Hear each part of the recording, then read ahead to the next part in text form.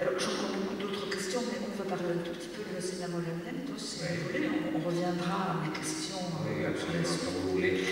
Alors, le roman raconte en fait un moment de 2 ou 3 ans de la vie d'une femme qui a une trentaine d'années, qui travaille comme éditrice dans le conseil d'édition dans une maison d'édition à Madrid. Alors, c'est la première fois que vous choisissez de parler à travers un narrateur féminin. Ouais. Alors, qu'est-ce qui vous a poussé qu'est-ce que vous avez décidé à choisir enfin une narratrice? C'est très simple, l'histoire que j'allais raconter dans ce livre. C'est une histoire qui... Bon, je ne connais pas toute l'histoire. En fait, je n'ai jamais... Quand je commence à écrire un roman, j'ai... Oh? Nous non plus. Oui, c'est pas toute l'histoire. C'est différent.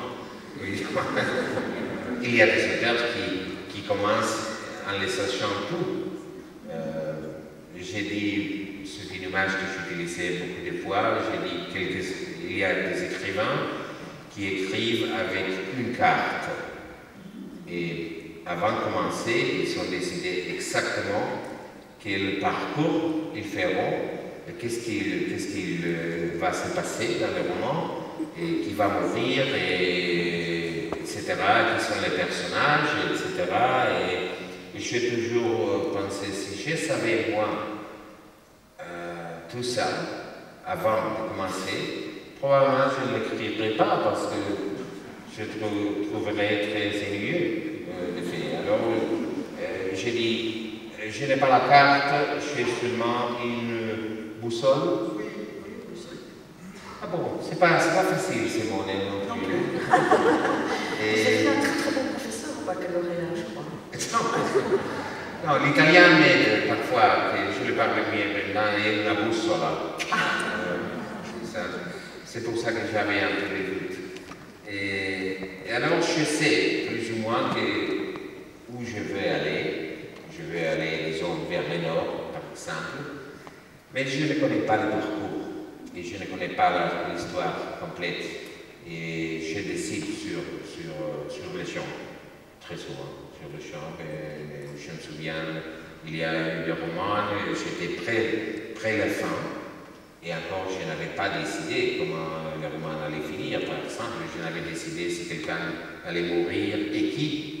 Et une fois que les livres étaient terminés, et surtout si c'est un livre qu'on continue à les lire depuis quelques années, il semble impossible qu'il soit d'une autre façon, mais je sais bien qu'il pourrait avoir été d'une autre façon, parce que je l'avais décidé peut-être quand j'arrivais à la fin. Donc, je travaille comme ça, je travaille avec cette boussole qui me guide, mais je décide, j'improvise beaucoup. Et alors, dans ce cas, la vérité, c'est que j'avais sécurisé parce que ça arrive parfois. C'est pas très commun, très fréquent, mais ça arrive parfois. L'idée qui m'est troublée, disons, avant de commencer, parfois, vous savez, un romancier peut identifier, parfois non, les premiers, the first throb. Nabokov l'appelait the first throb, les premiers pas, les premiers throb latino. Le premier pouls est latino. Latino, le premier latino. Les premiers bâtiments. Parce qu'un bâtiment, c'est un édifice. Le premier bâtiment, parfois on peut l'identifier, parfois non. Mais il y a par exemple le cas de William Faulkner qui savait très bien qui étaient les premiers bâtiments d'Individualis, par exemple. Parfois, et Louis Nabokov, il le savait aussi de Lolita, par exemple. Dans ce cas, il y avait une idée, parfois c'est une image, parfois c'est une phrase que vous avez dans la tête, qui se répète. Parfois c'est une citation, par exemple, qui vous produise un peu d'inquiétude. Et dans ce cas, il y avait une idée, disons, qui m'est troublée, qui m'inquiétait, et qui probablement c'était ça qui m'a fait recommencer un nouveau roman après la fin des Apprentissage de Man, après laquelle je peux dire que je pensais que probablement je n'allais pas écrire des romans, non, plus jamais, parce que j'étais très fatigué et puis je pensais que j'avais dit probablement tout ce que je devais dire dans les champs du roman. Et alors cette idée, c'était l'idée d'une femme, c'est une idée que curieusement n'est pas exactement dans les livres, a été expulsée du roman, mais elle était là au commencement. C'était l'idée d'une femme qui, en les savant,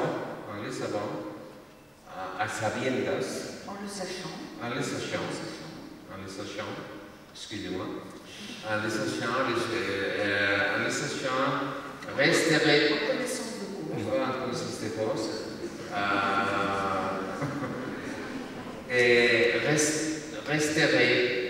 resterait ou marierait un homme qui aurait été la cause de son infortune, de son malheur, absolument.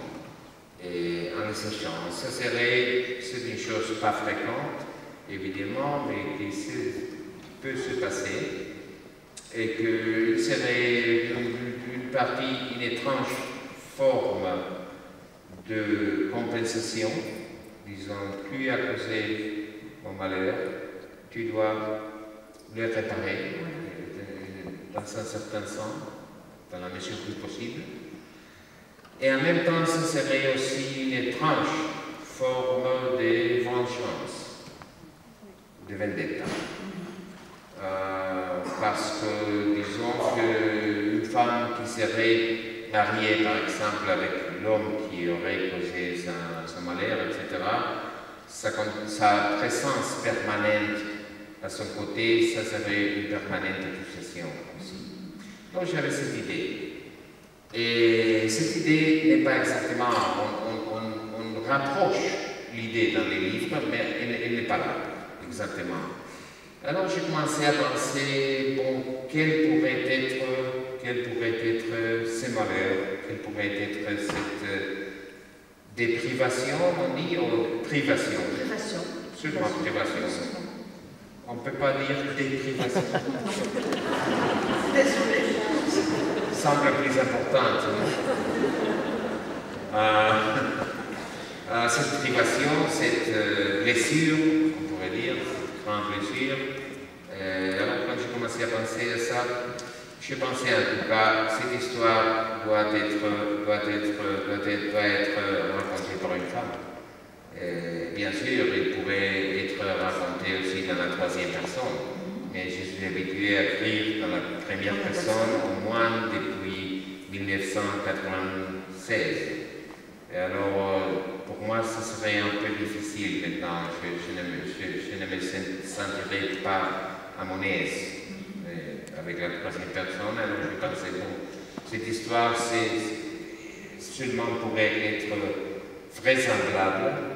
Si vous avez lu le livre, le roman, si vous essayez de changer les sexes de personnages et vous pensez la femme, ça serait un homme, et l'homme duquel elle tombe amoureuse, ça serait une femme. Ça ne marche pas.